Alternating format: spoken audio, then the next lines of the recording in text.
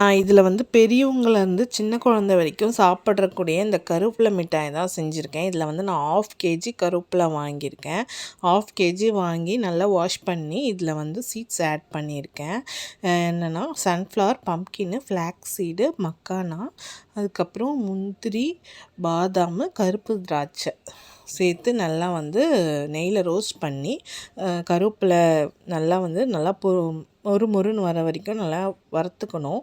இதில் நீங்கள் 4-5 நாள் காய வச்சு செய்யணுனாலும் செய்யலாம். நான் வந்து இமிடியேட்டாக செய்யணுன்றதுக்காக ஒரு 2 நாள் காய வச்சு அதுக்கப்புறம் வறுத்துட்டேன்.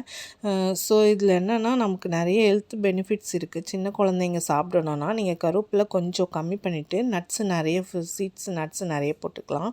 நான் வந்து இதில் கருவேப்பிலை தான் நிறைய போட்டிருக்கேன். ஸோ லாஸ்ட் டைம் நான் செஞ்சேன்.